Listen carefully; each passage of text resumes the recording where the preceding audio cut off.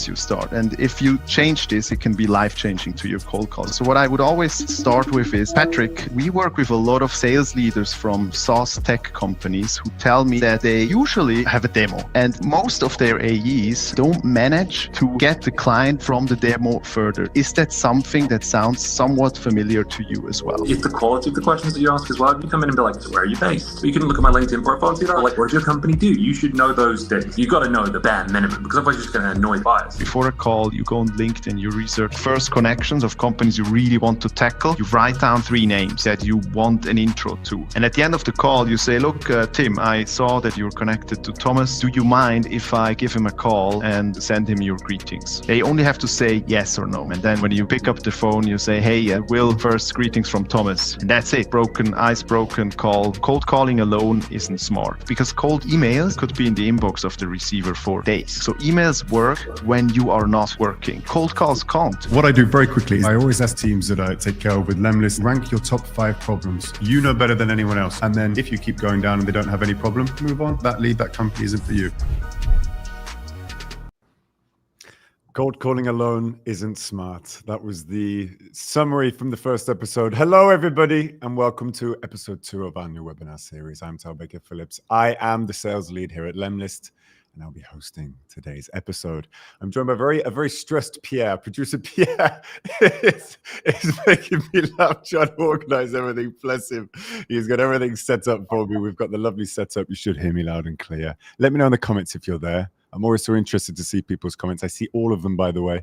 Myself and my guest, lovely guest today, will be replying to them as well. And you should, if I'm not wrong, Pierre, you should have a QR code throughout the webinar that you'll be able to scan for the interactive sections. So hello, and there is the QR code on screen as shown by producer Pierre. Now, what we're going to talk about today, I'm going to briefly talk you through what we're going to go through in the next 45 minutes. We're going to discuss social selling. You all have heard of LinkedIn, all have heard of the importance maybe of all of these influencers talking about social selling, how to build trust online, credibility. What's it all about? That's going to be the first section, credibility on LinkedIn. Then we're going to talk about how to engage effectively with your audience, not just creating content. And then how is it that you measure the social impact and adjust your content accordingly? What works, what doesn't? And then how can you turn those people lurking on your account, those lurkers, the people that are maybe visiting your profile, how do you turn them into customers? And the person that's going to be giving me the insights, the expert knowledge, is Sam. Sam, hello. Hi, how are you? I'm very well, thank you. You gave producer Pierre a scare. How has your week been? It's been great so far. Yeah. Thanks for asking. Now, if you could, Sam, could you introduce who you are and could you introduce who you do for those who do not know those who may not be one of the 220,000 people following you on LinkedIn? Could you give us a brief introduction? Yeah, my name is Sam Szuchan. I'm a LinkedIn creator with over 220,000 followers. I started posting consistently around July 2022, and ever since then, it was just kept going, right? Just been consistent. I create content in the LinkedIn meta space, like what to not do and not do on LinkedIn in order to like create attributable revenue, like move metrics meaningfully. And I am the founder of an agency called Soleo. We serve B2B leaders in really every aspect of everything. I work with SaaS. I work with large agencies. I work with like prominent B2B creators. Basically, we just create targeted content on their behalf and put as much of their essence out into the world as possible, so people are aware of their credibility, are aware of their services, and are aware of the value they provide to the world. We're simply the conduit, the vehicle for that phenomenon. The value conduit. I quite like that. There's something in that. Now, thank you very much. It sounds interesting. I'm looking forward to it. LinkedIn is a big thing for us at lemlist, and it's a big thing that you are very good at. So we'd like to have some actionable tips from yourself. Now, audience, I'd like to understand where you come from. Pierre, we're going to go to the, every time that you scan the QR code, you'll be able to answer some questions from us. We'd like to understand where you are. We're going to get the map up. Everyone, we love the map. So let us know, where is it that you're coming from? Where are you watching from? And whilst we do that, Sam, what's something funny that the audience can know about you? You share a lot about LinkedIn. You know, you share a lot of your kind of it's a kind of blogging style sometimes, isn't it? When you post on LinkedIn, you open yourself up, share some things. Give us something funny. Give us something interesting about you that the people can get to know you a little bit better. Funny, I don't know. Funny, so interesting. Funny / interesting. I travel a lot. I began traveling a lot ever since I had a position that enabled me to work remotely. I've been to 15 countries so far. A lot of great experiences. I've gotten food poisoning 3 times in the past 2 years. I do. Yeah, so that's maybe something more funny in retrospect, not at the time. But yeah, I mean, that's sort of like, I guess that's one of my main hobbies, I guess. I mean, most of my time, maybe this is like, I don't know, it's just, I guess, sort of typical for like being an entrepreneur, but like most of my time goes into this, right? But yeah, I guess you consider travel a hobby. I try to read, I don't know, but yeah, just some general trivia about me. Yeah, me too. What do you like to read when you do try? Nonfiction stuff. I like to read, like biographies, autobiographies, stuff like that. More so for the sake of just being inspired, right? I guess if I can learn lessons from someone who's successful, their story, that's great too. But primarily for being inspired, that's sort of why we do it. Thankfully, I also work for a lot of people who are very inspiring by themselves. So just a constant positive feedback loop of inspiration. Really nice. That was a textbook answer. I was about to say something like, I was going to say fiction is what I prefer because for the opposite reason to you, I like to just kind of detach. And sometimes when it's kind of real stories, I like to kind of get inspiration from, I don't know, a video or something, not necessarily books. But that's really interesting. Yeah, that was a very entrepreneurial answer as well. Get inspiration from successful people. Very nice. We're going to move on. There, we've got a nice spread of people. Thank you. And then we're going to move on to the first thing, establishing credibility, Sam. So, guys in the audience, how is it that you divide your LinkedIn content strategy? When you in the audience that are watching this, there's going to be some of you that do posts on LinkedIn. How do you divide it? What's your main kind of way that you separate your time? And whilst I'm doing that, any sort of core pillars for building trust and credibility, Sam, online? What is the sort of things that you go to or basics you would always recommend to the viewers that they can do in order to cement their credibility with their own audience? Do cool things, build successful companies, have accomplishments. There's no hack that you can do to appear as credible as someone who has done cool things when you have not. Like one of my clients recently signed, he's a Series A startup financial SaaS backed by like AZ14 or A16Z, I don't know how to pronounce it, like another venture-backed startups. He has credibility because the product he's created and the people who back him and the clients he has, clients with Notion, Descript, all these prominent companies that people recognize.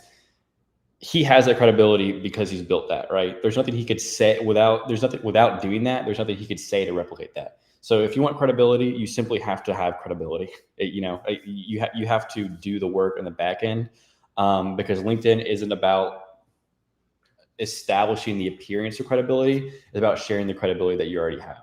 That's what makes it work. I have a client that, like, in our first month working together, we signed a deal directly attributable to one of my posts worth over 6 figures. Yes, I'm a good copywriter, right? But ultimately it happened because of their credibility, because of their product, right? They do most of the work. All I'm doing is putting their essence out in the world. So if you want credibility, create credibility. There's nothing you can do on LinkedIn to create the appearance of credibility without actually having it. And if you try, people will figure it out pretty quickly. Yep, I really think that's something that myself, as someone that's not the same size as yourself, but sort of 30,000 followers, I really agree. And the best performing posts, I'd like to not understand yours, and I'm going to preface that with the best performing posts I've done is about the best kind of product or the best idea I've had or the best feature of I don't know, a tool that I'm using, lemlist, for example, whatever. They do the best because that's the best value for people. What have you done maybe in the past then that you've used and you've posted? Are there any concrete examples of things that you've done and then you've posted about it and it's done really well? Well, yeah, actually. So I did a post today that is based on a newsletter I wrote, which is also a YouTube video. How I built my first 100,000 followers. It's very much the newsletter, and the YouTube video is like a pretty in-depth deep dive of like how I actually did it. And a carousel I did today is a pretty concise version of that. And people are engaging with it. And more importantly, they're following through to my CTA. They're signing up to the newsletter that I have linked. So that's sort of an example of me leveraging my credibility to create results. So you can just go look at my post today. And if you're watching in retrospect, it would be October 16th, obviously. Yeah. Good caveat. I was just thinking that. I was just about to say, and today is, yeah, exactly, October 16th. I think we can do that, Mr. Pierre, producer Pierre. We can probably share the LinkedIn of Sam, and we can probably share as well my LinkedIn if people were to want to go and follow that. I don't know. Maybe they want to do that. Looking at this, so how did we divide the LinkedIn content strategy so far? You guys are saying, just to quickly look at that, educational and actionable, promotional, inspirational and entertaining. By far, educational and actionable is the most popular one. But do you know what? I'm going to ask you a question, Sam. Do you know what the mix of storytelling and value, either having content that's so engaging and actionable that it's helpful, or storytelling that's super relatable? Those are the two kind of styles. But my question to you, the content that gets the most engagement for yourself, entertaining, might not always build trust. So what's the kind of line that you would recommend people draw there? Yeah, so it's just important to remind that the only engagement that actually the engagement metric that actually matters is like, are you making the right impression on your target market? And that manifests in the form of, networking, investment, leads generated, all that great stuff. So that's how you actually qualify whether a certain content strategy is working, not likes and comments outside of who is doing the liking and who is doing the commenting. But I'm actually pleased that this is actually a pretty solid distribution content strategy. People have educational, actionable as the most. I would put it more. I would put it somewhere around 70%. And then I would do like 20% promotional, as in low funnel stuff, case studies, breaking down results, stuff like that. And then 10% top of funnel. I guess you call it storytelling. I would say storytelling is everything. You should always have storytelling, everything, not in the sense that you're telling a specific story, but you're conveying an idea in an engaging way. But yeah, so that would be my mix. Now, the interesting thing about this is that people will say this. If I ask people, yeah, and like, what should you be posting? It's like, oh yeah, mostly targeted content. But what I find is that they fall into the trap of following likes and comments, right? And so this is maybe what people say, but I'll find that a lot of people, they're doing like 90% inspirational, entertaining, which is not what you want. All that matters is engaging the right people, right? Don't chase likes and comments, because that's not the KPI. All that matters is who is doing liking and commenting. More importantly, what's that's actually translating to. Because most of the time, this is like a universal phenomenon, when someone converts from one of your posts, they won't engage on it, or they're engaged with your post very, very rarely. Most of the time, they're what you might call a ghost follower. So just put the focus on sharing your credibility, on making people painfully aware of how competent you are at the thing that you do.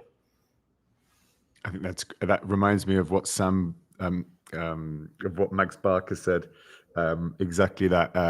You have to remind people so often explicitly what it is you actually do, number one, and then closer to your point is that you make it abundantly clear how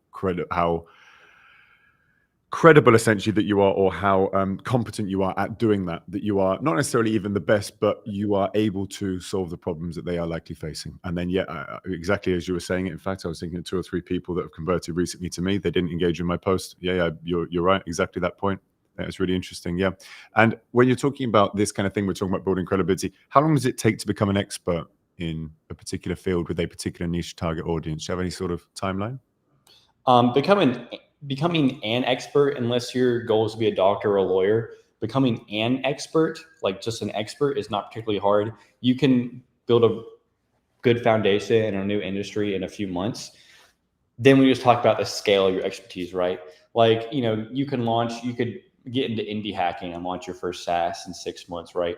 And that would make you an expert in that field to an extent, right? But you wouldn't have the same credibility as a founder who's just raised a Series C on like his recruiting AI startup, right? So becoming an expert, again, unless you want to be a doctor or a lawyer, is not particularly hard. It's just the scale of that expertise. That's all done in the background. That doesn't have. All you're doing on LinkedIn is expressing your expertise. You're not creating it out of thin air. So you mean those badges on LinkedIn don't necessarily guarantee credibility? No, they don't. The blue one is pretty cool. I don't even have that one, and I've been to the LinkedIn office in Singapore. That I don't have that one yet. If anyone from LinkedIn is watching, but yeah, I actually got that for one of my clients. But again, that was because she's already very prominent in her field. So yeah, the blue one is not necessarily, but it is a pretty good indicator that's something's going on there. But yeah. It's really just all about your actual results. Yeah, I think that's fair. One final thing before we move on to another topic. It always comes up, but a bit of imposter syndrome. So a lot of people will be posting and maybe not getting the best results, only getting 10, 15 likes, something like that, maybe less on their posts if they are posting. And some people won't be posting at all, but they'll have thought about it. I know it comes up very often, but you have any concrete advice for someone that is thinking, maybe thinking about posting, but isn't able to bring themselves to do it yet, or hasn't been able to do that? Well, it's just by not posting, by not investing in content marketing, and LinkedIn being the highest leverage channel for content marketing right now by far, you're just making your life harder. You don't have to do it. Like, you can do just purely outreach, stuff like that. It's fine. People build hugely successful businesses off of just outreach, another channel. But having an organic presence, putting your essence out of the world, it doesn't just help new people discover you, but it helps people who've already encountered you rediscover you and be reminded that you exist. It just makes your life easier in so many ways. And referring to like the 10 to 15 likes, there's nothing wrong with getting 10 to 15 likes per post as long as it's the right people, right? There are people who get 10 to 15 likes to post who make hundreds of thousands, millions each year or per month, right? All that matter, not all directly attributable to LinkedIn, of course, but still doing its job. All that matters is getting in front of the right people. Absolutely. Yeah. Now, quick one from the chat.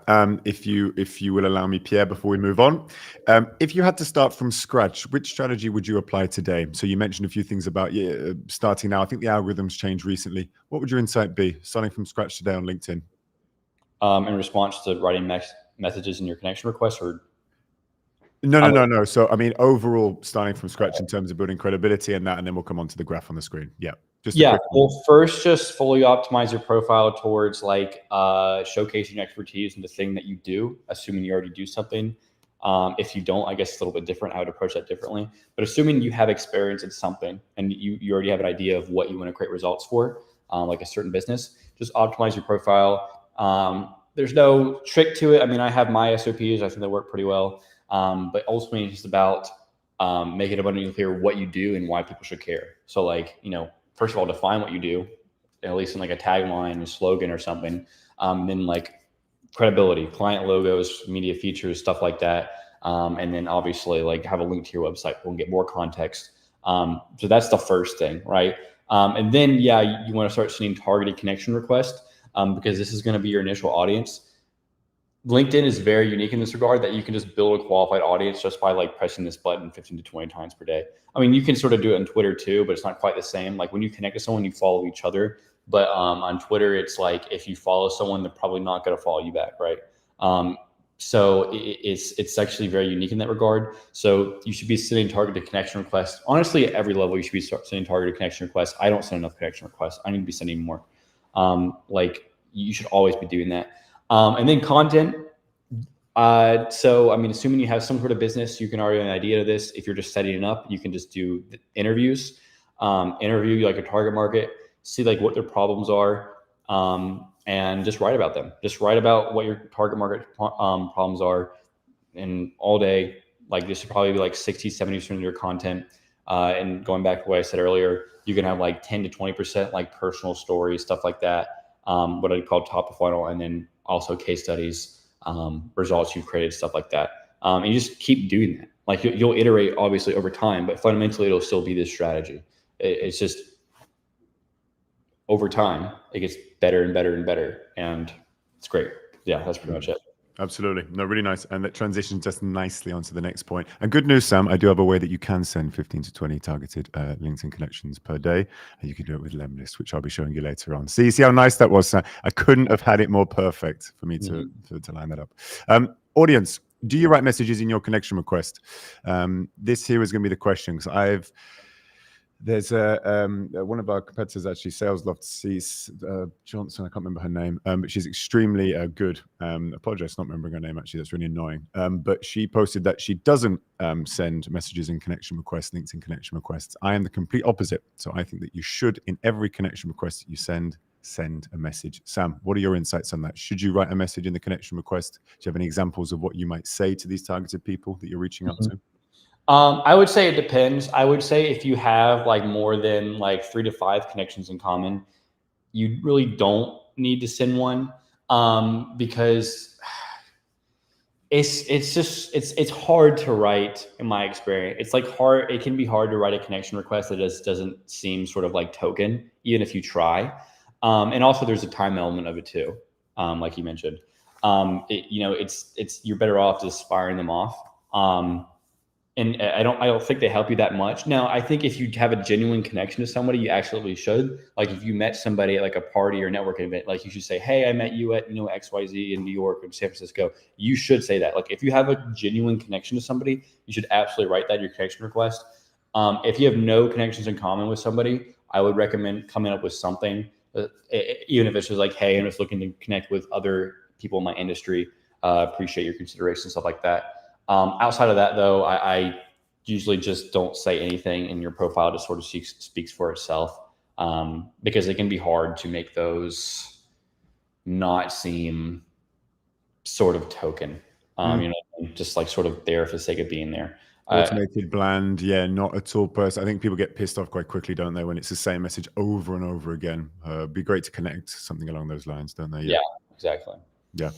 Now I have some stats actually. So I did some research for a video. I think I spoke about this last week, but I did some research for a video I was doing about prospection messages and reaching out. And if you don't send a message in your connection request, you are more likely to get accepted. So you will build a network quicker. If you do send a message in a connection request, you will get around average is about 30% acceptance rate. You can get 45, 50% if you have a good message and it's relevant audience, maybe higher if it's even better. But if you want meetings and starting conversations, the reason why I say you should always add a message is a valuable message. We can come onto the message in a second, but always a message that's nice and clear, nice and valuable. But you are 7 to 10 times less likely to get a reply if you don't send a message. So if I'm trying to reach out to Sam and I'm trying to get him to speak to me or engage with me or get him on a podcast, whatever, it's much better for me to say, hey, I'm doing this podcast. Hey, Sam, I'm doing this podcast. I'd love you to be a guest. Let me know if that sounds good to you.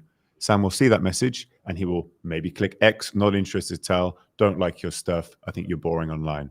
No problem. Then we don't engage. But he might say, oh, yes, that sounds quite good. I'm looking at podcasts right now. You've got to give people the chance to be able to see what you're offering, decide yes or no. Don't be afraid for them to say no. At least half the time they will. And then that's why that is more effective.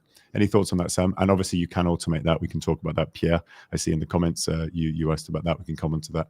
Have you thought of, what are your thoughts on that? So on paper, I think that would be a superior strategy. The problem is that my fear would be that if you're being promotional in your messages, LinkedIn, I don't think it would happen if you're a human, but LinkedIn could potentially, if you had an abnormal amount of declines, LinkedIn could categorize you as possibly a spammer.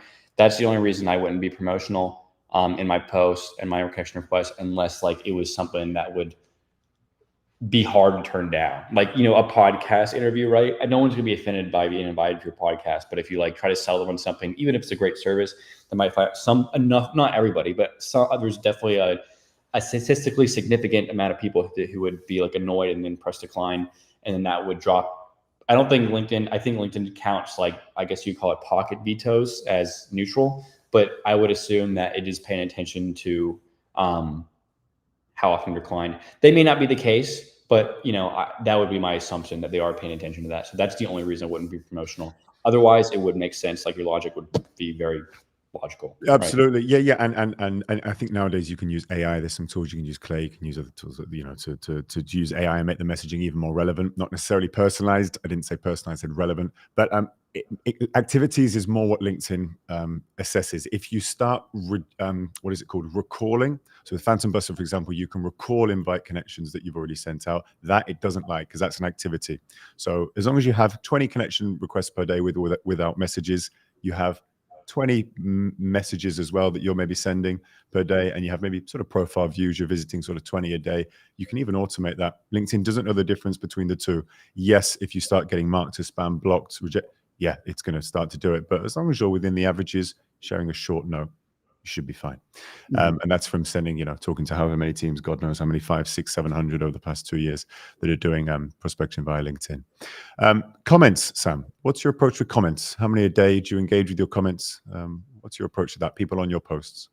So some people are of the persuasion that commenting is like a totally integral part of like success on LinkedIn. Not for you. I mostly don't agree. Like commenting was never a significant aspect of my growth ever. Now I will say, and maybe it is to their point a little bit, I do think that posting and ghosting does hurt you a lot. I think that you do definitely need to respond to comments in your posts. Not all of them, maybe not even half of them, but at least some of them. I do think that LinkedIn is looking for community. They're looking for people who are engaged with their audiences. So I do think responding to your comments is very important. I also think it doesn't hurt, not for the sake of just like getting followers from comments, because I don't think it's a very viable strategy.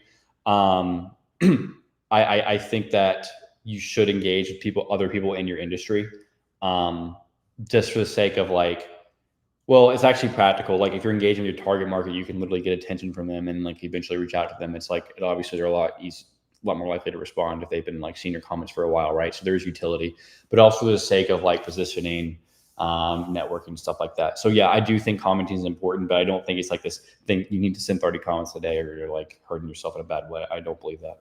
Yeah, I'm similar. I agree. I do agree overall. Now, one or two things in the chat. So Scott Berry, you posted one of your messages, kind of a message there.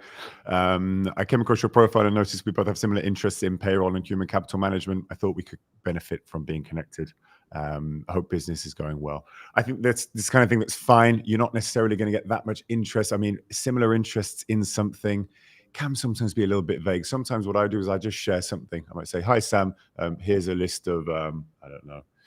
I might say, I don't know, if I'm reaching out to a head of sales, for example, I'll use that. Hi, John, here's a Notion document I send to our sort of top performing clients. Hope it helps you and your team as well. And sometimes, very often, I get about 45, 50% acceptance, and people are very grateful, very interested in that because I'm sharing something interesting. The more vague you go, and the less useful that you go for a chat just to connect, doesn't work. Doesn't work. We can maybe ask Sam. So how many connections do you accept that say stuff like that in their connection request? Be honest. It seems templated. It can be a turnoff. Ultimately, I make the determination based on their relevance to my goals. Like if like Jeff Bezos sent me a gibberish connection request, so it looked like his cat fell asleep on his keyboard, I would still accept it, obviously. I mean, ultimately it comes down to like your credibility and your authority. That's how I'm making determinations. I'm not elitist with my connection requests. It's just that I try to keep my list of connections relatively like, you know, like this person, I have a reason for being connected to this person. Just so like when I go through that list, it's like I'm not sifting through a bunch of people who, you know, they're nice people, they're great people, don't get me wrong, but it's like not really relevant to like the specific goals I'm pursuing. Like they work in completely different industries, stuff like that. So that's sort of, and besides that, I just have like a ton of them. Like I'm sure there's a lot of people on my connection request list that I would like to connect to, I just haven't seen them. Yeah, that's sort of the thing. But you know, I greatly appreciate everyone who sent me a connection request. I wish I could connect to everybody. It's just like I try to keep it like I think it's called a Rolodex of people who it's like I'm connected to this person for this reason, because it's just practical, right? I love everybody who sends me a connection request. I just can't accept every single one. You're very nice. You're much nicer than me. I'm of the opinion that if you don't send a message to me, it's impossible. I'm sure you have just as many, if not far more, connections than me. There's no way you can see that. You don't differentiate yourself unless you put a message there. Especially if you're trying to reach out to C-level or above, they will often get lots, and then likely not going to open someone's profile to check, are you relevant, blah, blah, blah. So it sounds very nice. I'm the opposite. If you don't send me a message and I don't immediately see either I recognize you or you are exactly someone that I want to speak to at that point, there's no way. It doesn't get accepted. We'll move on. Thank you, Sam. That was interesting. Streamlining your social selling. So you mentioned one or two things about how you techniques that you get leads and the ways you do that, building credibility. But do you have any other techniques that you use to get leads from your LinkedIn? Lead magnets, for example, is something that a lot of people do, a lot of influencers do. What's your approach? So personally, I don't have a lead magnet, and the main reason is just because I use Substack, which I really, really like, and it doesn't really support lead magnets. I mean, you can put one in your welcome letter, so it doesn't work. So that's, otherwise I probably would have one. I just like Substack a lot. So it's worth it to me. And they don't even have a Zapier integration, so you can't even make one, but you know, whatever. So I would recommend it though. Like if you use something like ConvertKit or Beehive or whatever that does allow it, then I would recommend using a lead magnet, because you know, someone in your target market gives you your email address, that's really good, right? You should definitely reach out to them. So I do recommend having it. But also just literally just collecting newsletter by itself. You could use Substack like I do. It's deliverability is sky high. It's a really great experience for the user. It's very easy for them to share and engage. The subscriber conversion rate is very high because it's very, very, very polished in how it does CTAs to get people to subscribe. So subscribe rates are very high. Arguably, it might put you ahead of having like an actual lead magnet because it's so good. And yeah, and also it's free. Like even if you're seeing like if even your contact list is like 1 million people, it's free.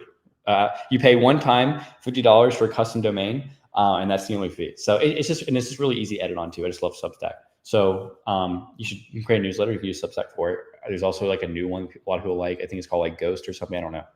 Maybe I'm misremembering it. There's like this new platform a lot of people are liking. So that's newsletters. You should collect emails. Also, obviously, link to your profile in your bio. Obviously, particularly using the premium button because it appears in your post too. Make sure your landing page is good. You could possibly have a landing page specifically for LinkedIn. On mine, I just added a video sales letter. I'm testing it, but it's optimized. I mean, it's optimized for everything, but LinkedIn in particular, I guess. People who want to learn more about me can learn more about me really easily. But overall, it's just a really solid landing page. Like I say that because a lot of people have appraised it as such. So I mean, obviously that, and then of course sending connection requests and DMs. Like you should be using DMs. In my opinion, so obviously LinkedIn outreach is limited. You can only send to a limited amount of people. So I don't know if LinkedIn outreach is necessarily the best way of cold outreach. But it is a fantastic, and I think this is like by design. Excuse me, I have like a thing. Like probably email and calling, I guess, is the best. I mean, I think it is in my opinion, but of course, like I mean, strong opinions loosely held, right?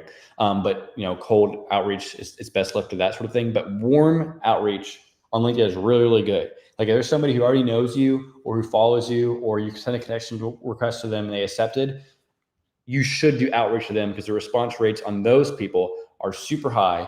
The deliverability is like, well, if you DM somebody, unless you've been categorized as spammer, which I think is really, really hard to do. Like you have to be an actual spammer to be categorized as spammer. Like they're going to see your DM, like they will see it unless they just don't check for DMs, but some people don't. So yeah. So it's great for converting warm leads into actual customers and prospects. And then of course, the main thing is just brand awareness. People are aware of you. People are aware of their credibility. And that just moves all of your KPIs really. Your cold outreach will be easier. Your warm outreach will obviously be easier. People will get into sales calls already having a good idea of the value you provide and the offer you have and the credibility you have. So the brand awareness and just the real estate in people's minds, that's arguably the biggest utility, especially if you're a larger company.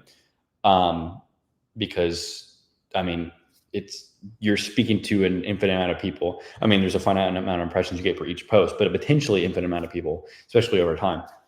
So it moves the needle everywhere in your business. So that's pretty much the main utility in terms of lead generation.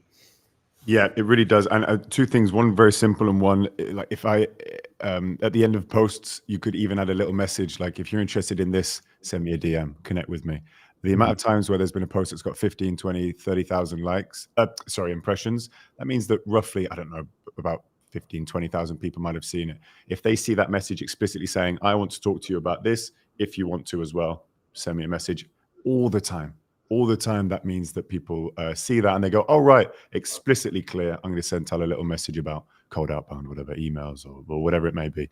And also the other one is if I had a dollar for every single time that someone said to me, oh, I saw one of your posts, saw a YouTube video, and it comes back to your point about actually creating something, actually doing something, actually being there, on the board and allowing yourself to be credible in someone's eyes, giving value to people. I mean, already the call, if it's a sales call, is off to a great start because they know you and they've already kind of seen some valuable stuff that you've shared online. A question from Michelle Coulson that we have for you, Sam, is you touched on it a little bit, but how to automate message responses yet still give a personalized response according to their challenges, and when to jump in with a solution or the sale. So when do you sort of promote your own package, promote your own course, whatever it may be? What's the stage you do that, and how do you automate it? I mean, if you mean automate literally, I wouldn't be the person to ask about this because I don't use any sort of automations. I just think like the whole aspect of LinkedIn, Like if you want to use automations, you are much better off doing cold email because that's like when that's the system is actually friendly to automations. LinkedIn, you know, there are automations that exist. And I think some people get great results for them. Ultimately, I think like in this channel, like you should emphasize the personal aspect of it. Honestly, like you should take full advantage of that because this is like a channel where if you message somebody, they're definitely going to see it. So you should make the most of it, right? So, and now if you mean automate in terms of systematize, I mean, yeah, you can have like sort of structures you follow for certain types of messages, of course. Like when I DM somebody, like I'll DM a founder, you know, and have some sort of, you know, invitation CTA to something. You know, I have like structures or like stuff I've done before, best practices, right? But ultimately it is pretty personalized. So, I mean, that's just system building though, right? So I don't really have I don't know if this is the answer you're looking for. I don't think I'm not the LinkedIn automation person, and I don't ever plan on being that because I think it's kind of productive ultimately, or at least in what I do specifically.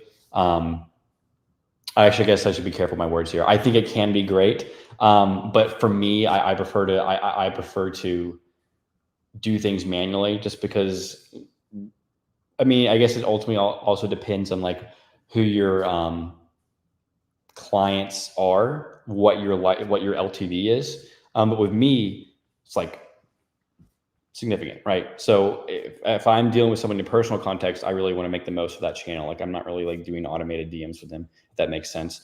But yeah, I mean, I think automations can be great. I don't really have the most experience with them. I think there are people who can offer like actual insights and statistics and stuff like that. But currently I put an emphasis on being a little bit more personalized on LinkedIn. I might be the person to give some of those stats. Yeah. So also never hold back. Say exactly what you if there's something that you're thinking about saying, we want to, you know, we want to hear exactly that, Sam. It's really interesting because obviously you've been doing it a particular way and there might be different ways to do it. I think you hit the nail on the head of who your ICP is, who you're reaching out to. And also you are essentially a team of one. You may have different people you work with and things like that. But if there is for example, a sales or prospection team, or even if they're doing very personal things, let's say they're selling jet planes, right? Huge, like the average basket's going to be huge. The average deal size is going to be huge.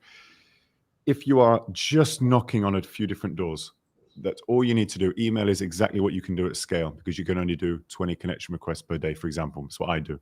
But I've automated my LinkedIn connection requests with a bit of value to people that are my ICP. And the amount of deals I must have had 50 plus deals since I've been doing it come purely from that one message. Now, there's no way I manually would have been able to reach out to those people, find them, reach out to them, write a message personalized to every single one, because even if I did that, it might be the wrong time, might not be the right person, so on and so on. So by doing that, I have as long as it comes down to the copywriting, you're not being spammy, you're not being an ass basically, and you're being respectful, there's no real reason why it can't take advantage of some of those potential clients that you're not tapping into right now by making sure that you're doing a multi-channel approach, some emails, LinkedIn as well, and then you move on if the client's not interested. You don't send 15 follow-ups or something obnoxious. You just send maybe 3 emails, LinkedIn connection requests here and there. If they don't reply, you have your answer, and then you move on. And obviously you don't know them anymore. That's essentially my approach, really. And that's what I think a lot of people that are doing prospection, they normally go through that. And as well, the final point I'll make very quickly is you have put the time into building a successful personal brand. If people don't have that, then automation is a way, provided it's done safely and properly. Now with AI, it's even easier to do that effectively. There is a way to do it. I think people normally fall into pitfalls of making bad mistakes, and that's normally where they go wrong. That's what I would say. Now, let's go on to this section here. So what I'm going to do is, Mr. Pierre's already got it up for me here.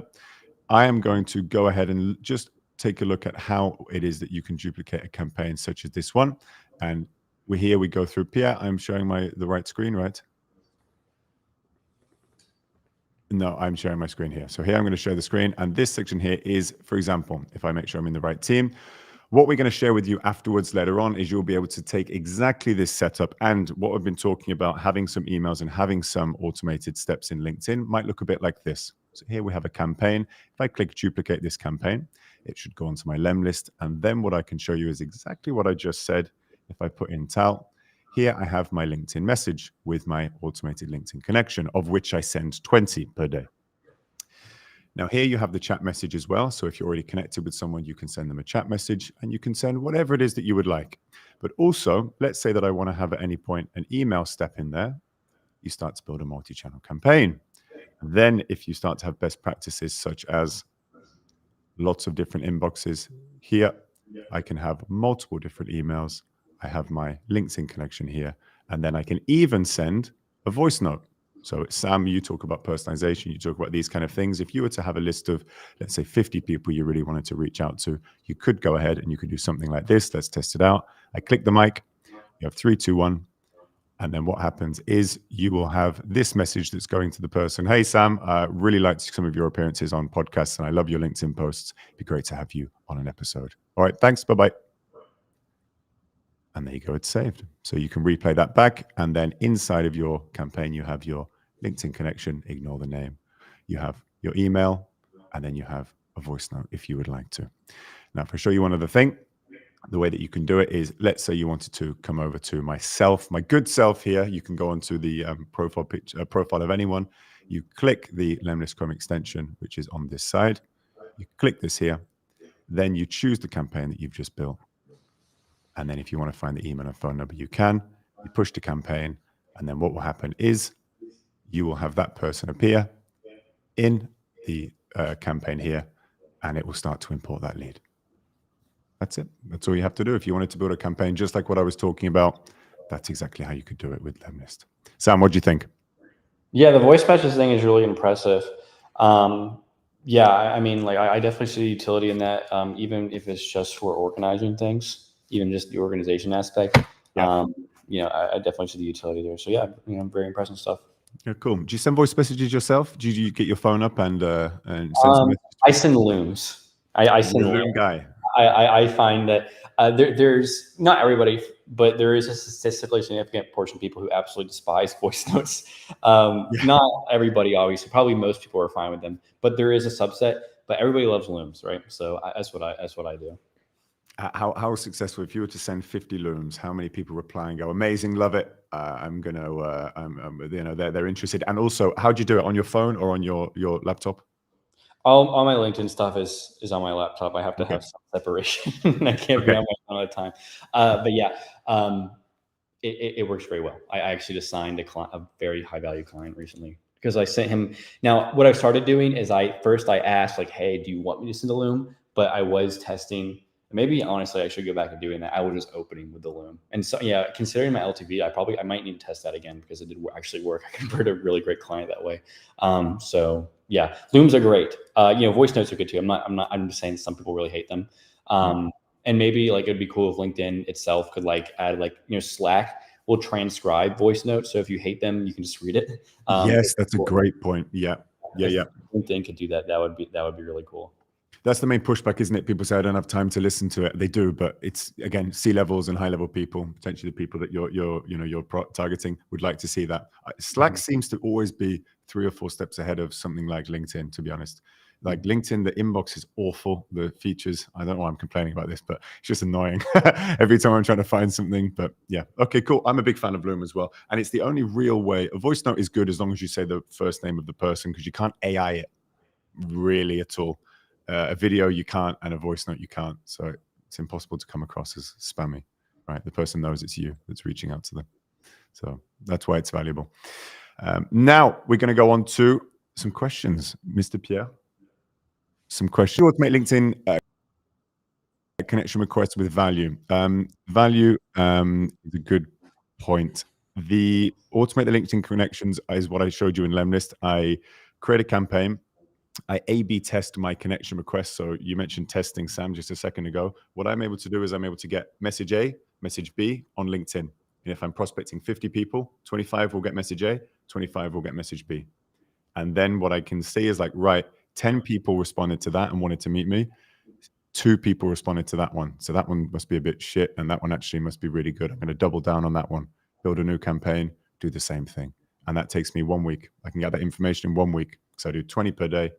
5 days in a week, that's 100. So that's how I can start to really cook with gas within lemlist, and I build campaigns with emails and LinkedIn. That's essentially how I do it. And of course, they have the link, don't they, Pierre? The link will be shared and they can access that.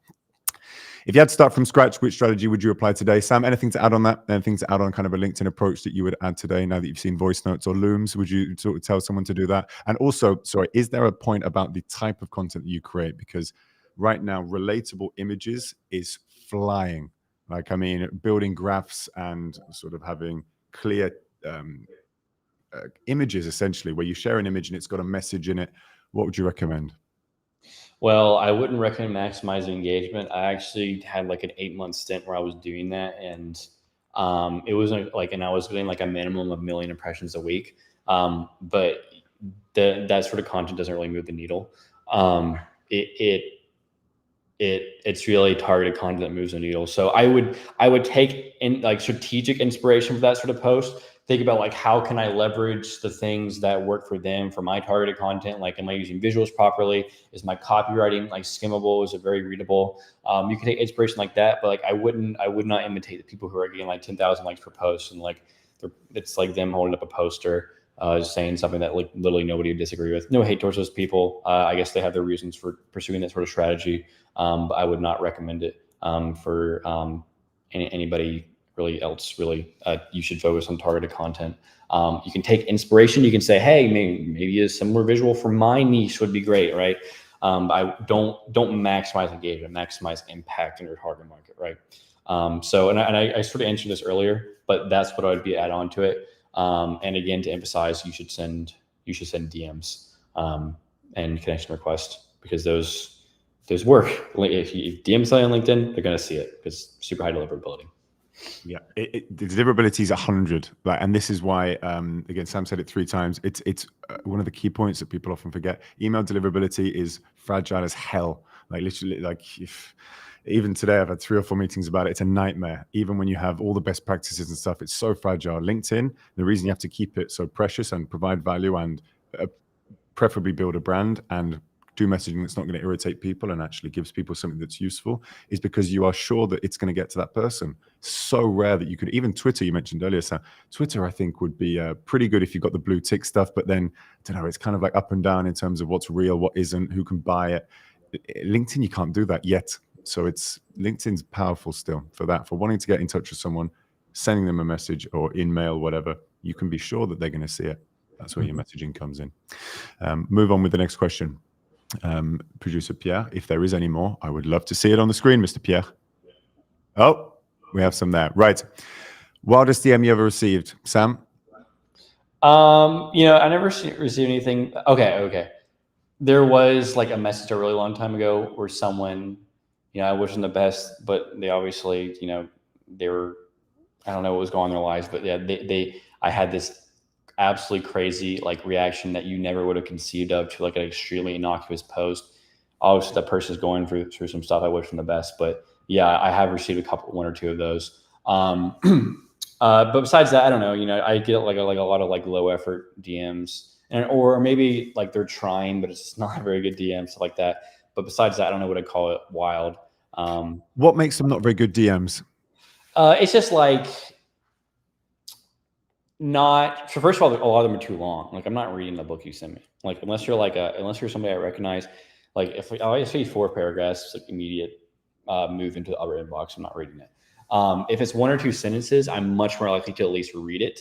And if I don't respond, or it's like, at least you're concise and I can understand what you mean. So first of all, please make them as short as possible. Like, there's I guess there's sort of a minimum sometimes in terms of getting your message across, but just make it as short as humanly possible, please. Second of all, of course, like write well, use proper grammar. It's not a power play to send DMs and like bad grammar or something. It just looks unprofessional. What else? I don't know, just like have an offer that is like good and people want. Because like if I DM you in like broken grammar and like offering you a new house in Beverly Hills for like, $200,000, you're going to respond to it right away. And like, yes, I want this. Right. So it's ultimately, it's just about like how good your offer is. Like if you have something people want, people will respond. That's the big mover. The rest is just optimization. Yeah. That product market fit as well is kind of a hard hard sell is the wrong phrase, but it's a hard thing to explain to people. Sometimes you just have to have good stuff. Like, you know, you got to follow all the best practices, but if it's cool and it's effective and people need it, then that's going to be valuable. A sales technique that you think is underrated, maybe briefly? Probably sending looms. You know, I almost don't even want. It's not really a secret. People do this, right? But it's like, You're going to say, I don't want to talk about it too much in case people steal your idea. But I mean, I think that most people, they're too, I don't know, they're just, for whatever reason, they're adverse, like the extra effort it requires. I don't know. But I would think that anything like voice notes, for example, anything that emphasizes that's undeniably personalized, that's underrated. People are still just like, again, if you have a good offer, anything can work, right? But it's just like sort of templated DMs and stuff. LinkedIn is a channel, like you mentioned, it's like 100% deliverability unless you're a spammer, which you probably aren't. If you should take full advantage of that by sending personalized messages. And if your LTV doesn't justify setting personalized stuff, then you should probably work on that, right? Because that's what LinkedIn is for, is like landing like the really big fish. That's what it exists for, really. I mean, obviously some people do great with courses that only cost, you know, we've created some great results for Justin Welsh, right? But, you know, exceptions don't define the rule. For 99% of people, you should be focused on high LTV clients and leveraging LinkedIn for landing them with personalized stuff. Yeah, and so the one point about relevancy and personalization, because I talk about it a lot. Let's take me, for example. Prospecting me, it would be a relevant message to talk about YouTube content, someone that makes YouTube videos. I do. It would be relevant to prospect me about lemlist. That would be relevant because I work there. Relevant to talk about a LinkedIn posting on LinkedIn. I do that. Personalization is specifically, Tal, I saw that you made a video on 10 golden rules to write emails. I really liked this section. I was thinking that it might be useful for you to see this. Could I share with you a guide? The personalization and relevancy, people often mix up. I'm not saying you are, Sam. I'm just saying that when we talk about personalization here and relevancy, at least be relevant. At least have relevancy in what you're saying. Personalization is the cherry on top. That's the bit that really will get someone if it's a high ICP. You can't do that at scale very easily. AI, it can be easier, you know, moving forward, but relevancy is what you will get. Just a little differentiator there that I would like to add in. Was there one more? Best piece of sales advice you've ever received, very briefly, Sam, before we finish? Yeah, I sort of said this earlier, but just have something that people want, right? If I offer you like a car, if I try to sell you like a 20-year-old car that barely works for $50,000, I could assemble the best team of salespeople in the world, and none of them could sell it, right? Because it's just, people do not want it for that price. But if I offer you a new Ferrari for $50,000, you would do whatever it takes to take advantage of that deal. You would probably take out a loan, right? Like you would, because it's such an amazingly good deal that you'd have to take it, right? So it's just, and it sells itself, right? So just have something that people want. That's the best sales tactic. It's just have something that people want. The rest is just optimization.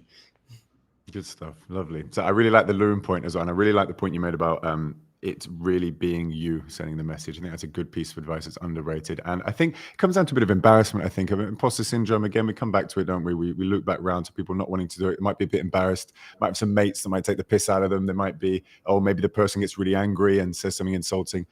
9% of the time, that really doesn't happen. So little thing, maybe Sam can sort of back it up as well. Just do it. Send a video, send a voice note, post on LinkedIn. Who cares? It's actually quite fun. I find it quite therapeutic. You still find it therapeutic, Sam, at 220K? Yeah, I mean, it's always good to get a response from like a high value person, always. So yeah, it's great. Same thing for real life socialization too. People are afraid to talk to people in real life because they think something terrible will happen. Like it literally never happens. And when it does, it's inconsequential. So, you know, just put yourself out there. Really nice. See, that's a nice high. See, that's a nice high note. See, Pierre, that's a nice high note to end the webinar on, isn't it? So you get life advice here as well as good sales and personal branding advice. Sam, could you tell the audience, I mean, presumably we know, but where they can find you and anything special that you'd like, that you've got coming up in the pipe? Cool. Yeah. LinkedIn, obviously, you can find me, Sam Szuchan, Samuel Szuchan. Also, yeah, YouTube. We'll maybe spell it, Pierre, because it's not the easiest to just find. Oh, there it is. Yes, sorry. Once you know how to spell it, you won't forget it. Yeah, that's the asset. YouTube. I posted my first video, I think, like a month ago. I'm working on the script for a second one. It's great. Also, my newsletter, I don't have it on a schedule. I only send it when I have something really good. So it's really worth subscribing to. So you should also subscribe to my newsletter. And I started posting on like Instagram and TikTok. And like, so I guess follow me there too. I don't know. I'm not super active on there yet though. But yeah, that's where you can find me. At least LinkedIn. Really nice. Thank you, Sam. That was interesting. I think they were really thoughtful. Some of your points and things that people wouldn't normally have got from other people. So I appreciate that. Now, what I'm going to do is I'm going to send you the campaign by email. We are going to send you the campaign by email, and you can duplicate it and you can test it for yourself. The one that you saw me on the screen using, you've got email, you've got LinkedIn steps, and you can use both. Pierre's smiling. Next episode, we are going to be looking at how to craft messages that actually get replies. The power of writing decent copy. So if you've ever wondered what it takes to actually get some messages that reply versus the ones that you're sending right now that perhaps aren't getting very, very many replies, Wednesday, October the 30th is the time to find out. The guest, do I mention the guest, Pierre, or am I going to get in trouble if I mention the guest? I can mention the guest, Mark Hunter. Mark Hunter is the guest. If you know him, that's who we're going to be speaking with. Sam, it's been an absolute pleasure. Thank you for joining me. Yeah, I'm absolutely happy to be here. Maybe we could do it again sometime. Really appreciate it. I would love that. Thank you so much. And for everyone in the audience, thank you for joining us, and we'll see you next time.